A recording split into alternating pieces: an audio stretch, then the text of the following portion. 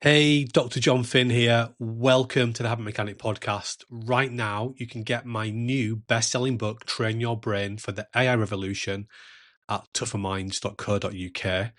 The digital book, audiobook, and physical book are all available at a special price that you won't find anywhere else.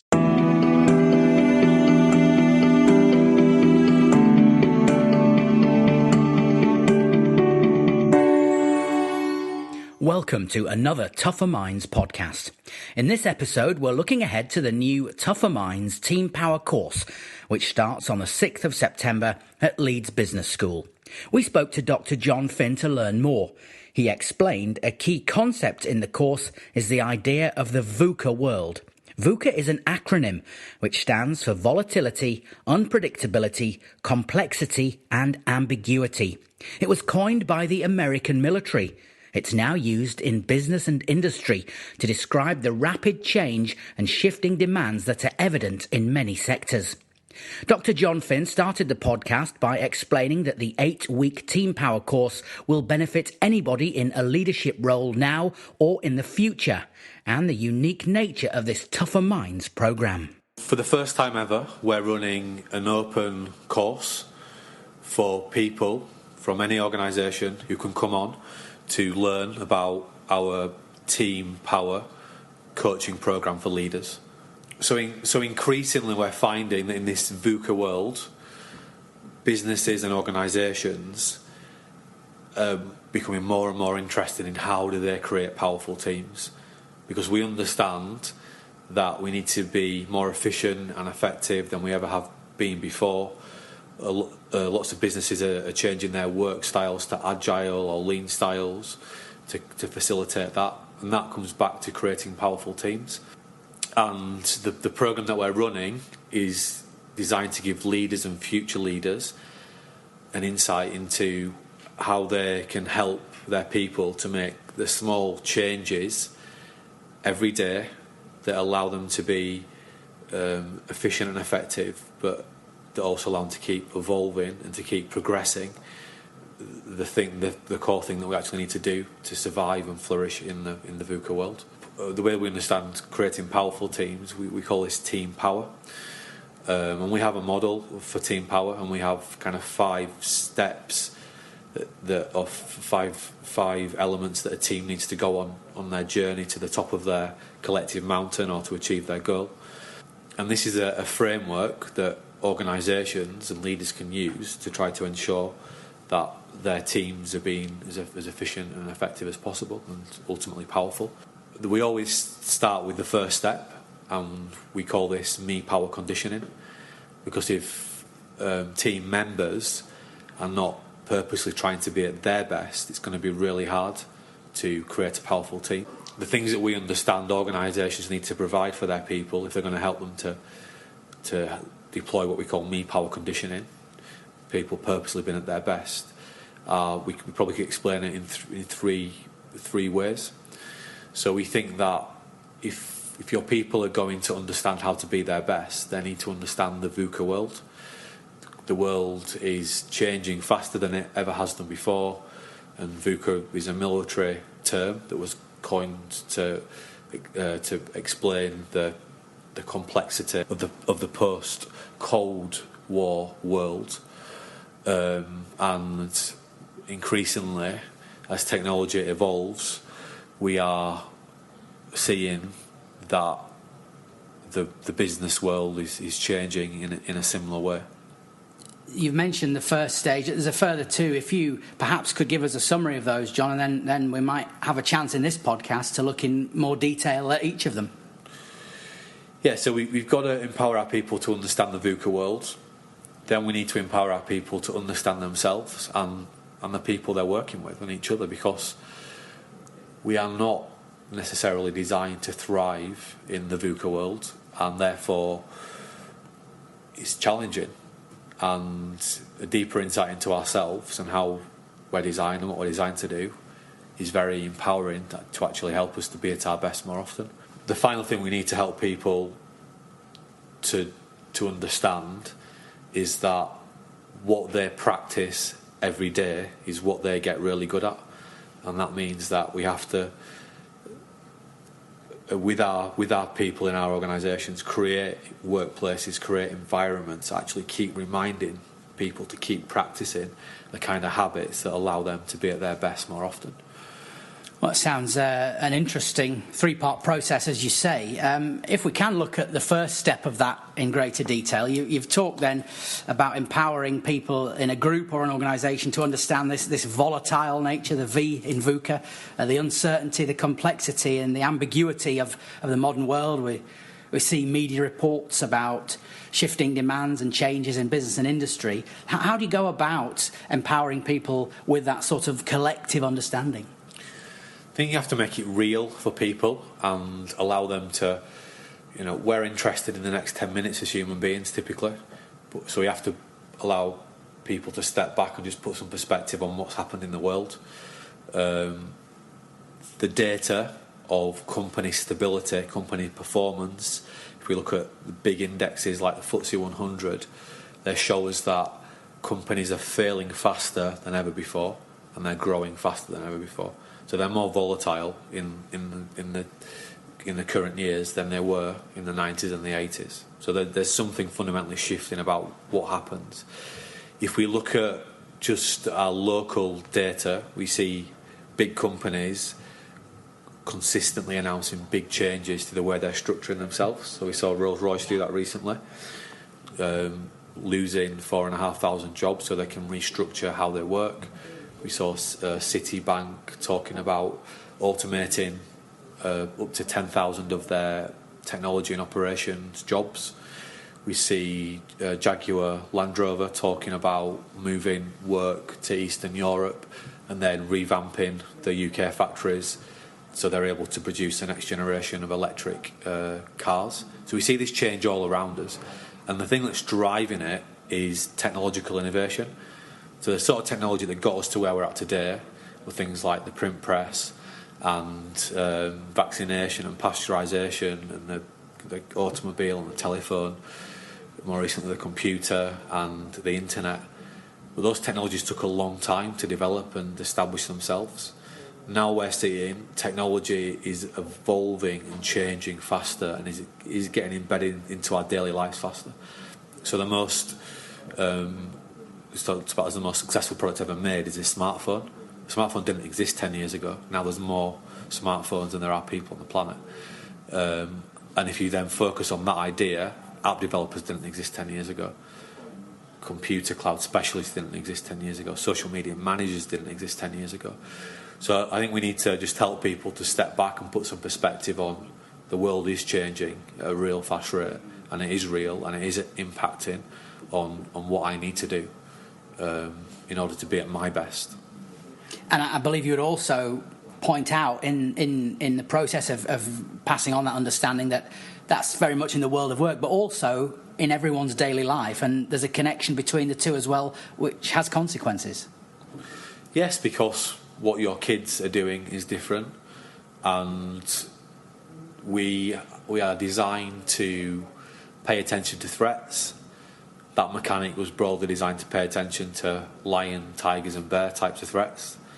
But we don't see those necessarily on the high street. What we get is a lot of often imaginary social status sort of threats, and the response system we have for those threats isn't really appropriate, so it can cause a lot of damage to people, which is why we're seeing, I think people would agree, a crisis of well-being at the moment. Yeah, it's an interesting first step, and I believe when you do work with an organisation or a group, this initial process does have quite an impact. Yes, because I think it just helps to consolidate insight, and that this is real and it is actually happening in my life. The concept that was coined by the American military, actually, that is happening in my life. I get that. But it's even more powerful when you connect it to the understanding that we're not helpless here, there's something that we can do. Okay, so that's the first step then in your Me Power conditioning, as you describe it, in a Tougher Minds programme. The second stage is to empower people to understand themselves and each other. Tell us in greater detail about that, if you would. Well, if we're recognising that the world is possibly more challenging than it ever has been before, if we're going to help ourselves, we need to understand ourselves better. We don't understand ourselves very well typically because most of what we're doing is mindless activity. It's a habit, in other words. It's habit, it's subconscious, it's just ticking away. And we increasingly understand that. So we have to understand, if we're going to understand how to make small changes to help ourselves to be even better than we already are, and to help ourselves to be well and to be healthy and to be happy and to be at our best more often in 21st century life, we need to understand what's going on up there in our brain and why some of those automated processes are not particularly helpful for flourishing in 21st century life. And if we want to make a change, what are the mechanics at brain level that actually help us to make the change? So that insight, again, is very powerful because it makes the invisible, what's often the intangible, actually real and therefore controllable. And just by giving that insight, you're starting to give people more control over their lives. And again, from what I understand, when you do deliver a programme and that people are given that insight, it can have quite a profound effect. Yes, because it helps people to think about themselves in a completely different way. Often we are brought up to understand that we're fixed and we are what we are and that's it. But the science doesn't agree with that at all. In science we talk about nature plus nurture, and we increasingly understand the power of practicing things and its role in forming who we are, because we have a brain which is changing all the time via a process called neuroplasticity. And we can create a new mindset, one that's about helping us to flourish in the VUCA world. We have to do that very purposefully. We're in the Tougher Minds offices in Leeds, and of course Leeds is going to be the venue for the new Team Power course starting on the 6th of September. Go to tougherminds.co.uk/leadership-coaching. That's tougherminds.co.uk/leadership-coaching. All the information's on that page, and you'll find out more details about the breakdown of the course. It'll be hosted at Leeds Business School, and as you said at the start of this podcast, John, the first time this programme of training has been offered to individuals on general sale, if you like, outside of major programmes delivered internally for large organisations. So I'd encourage people to check that out. We've talked then about the first two stages of this Me Power conditioning. The final stage, as you described it, is creating an environment that helps people to build what you describe as helpful habits consistently and daily. If you would explain that for us. So knowing is one thing. Knowing what might be helpful to do is one thing. Doing it is another thing. And if we think about us being at our best, the thing that will help us to do that are our habits. And we talk about vital habits. So there are things that when most people do these, and I think we can probably go even to when everybody does these things, life just gets easier for them. And the first vital habits we're talking about, things like sleeping well, eating well, exercising properly, good stress management, spending less time thinking about unhelpful things, being productive so you can be more creative and innovative, understanding how to manage your confidence, build robust confidence levels, understanding or having habits around good leadership to help others to get the best out of themselves. So we know that there are some universal things in the VUCA world that actually seem to make life a lot easier. So it's okay, I know that those habits are going to be helpful for me. Then what I'm going to need is some knowledge and some skills to help me to learn how to deploy those habits. And they're going to be different for everybody, but we need some knowledge and some skills. But the final thing we're going to need is what we call a habit program or environmental design, because we're only going to be able to practice and establish these new habits if we focus on them every day. And to do that, we're going to have to be reminded to do that. So we're going to have to create our workspace in a way that actually keeps triggering and reminding us to deploy the kind of habits that actually help us to be at our best, and that are going to help us to help our colleagues to be at their best. And how might that sort of insight work in sort of practical everyday life? For instance, let's look at just two aspects of that. The sleep idea. Obviously, that's a more personal thing in people's lifestyles. What are the consequences of poor sleep, and how might people go about improving their quality of sleep? Well, it seems that the data is very compelling. The consequences of not sleeping well probably affect everything you value in your life. And just knowing that and knowing some of the details of that, so we can connect poor sleep to poor future mental health. We're going to connect poor sleep to making poor decisions. It goes on. But just knowing that gets people's attention. And then what we have to do is, if people are compelled, okay, well, I'd like to make a change, we have to give them the practical knowledge that allows them to do that, but then also keep triggering that habit. So good sleep has to become part of the conversation at work, and it should be something we're talking to people about. And there are quite clever strategies we can use, and we pull from our 6 change factors framework to actually help people to keep building a helpful habit.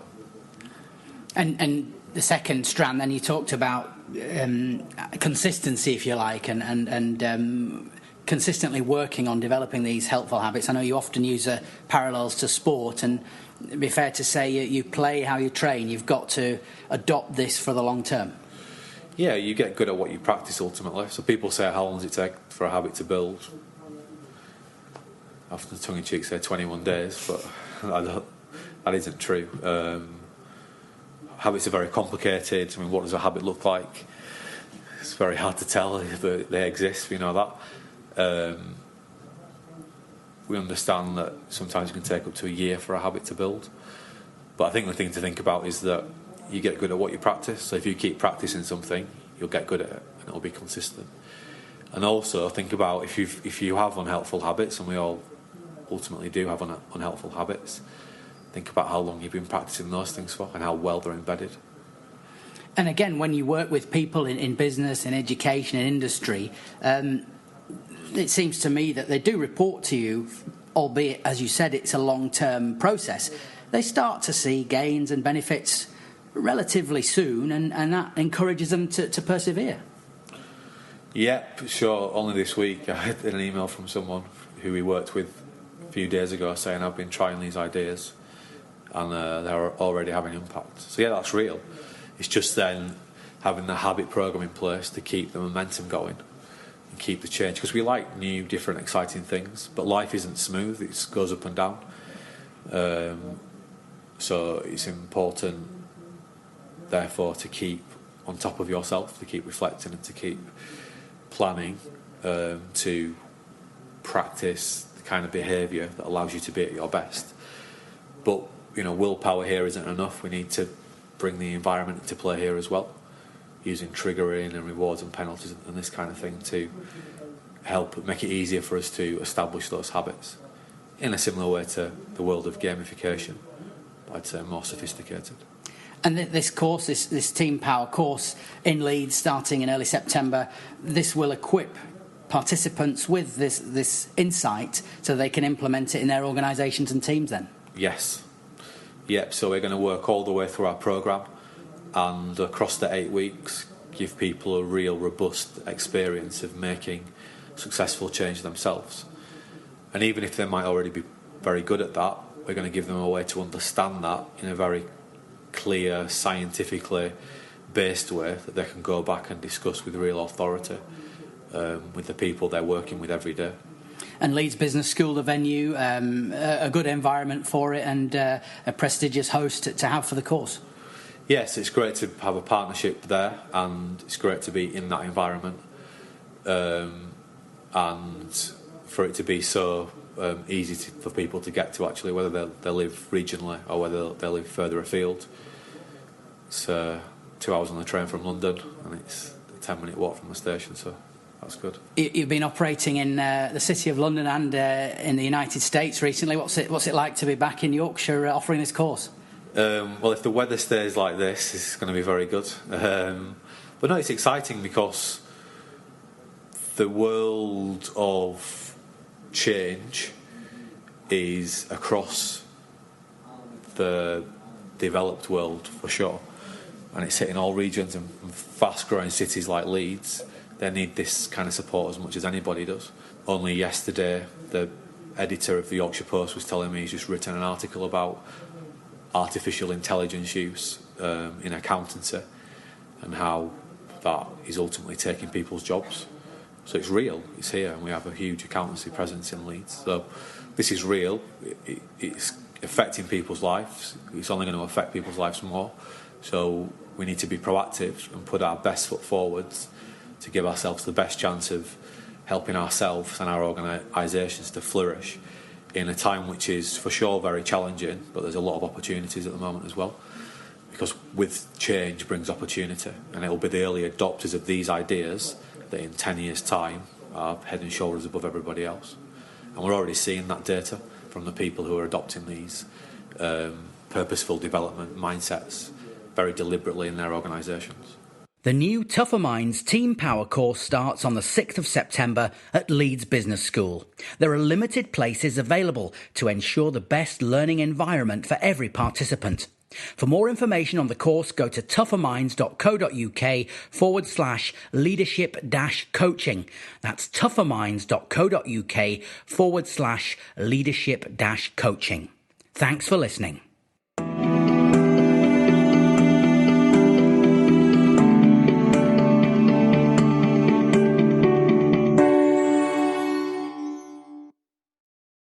Thanks for listening to the Habit Mechanic podcast. If you liked it, please subscribe and tell someone else about one of the ideas or insights that you found most interesting.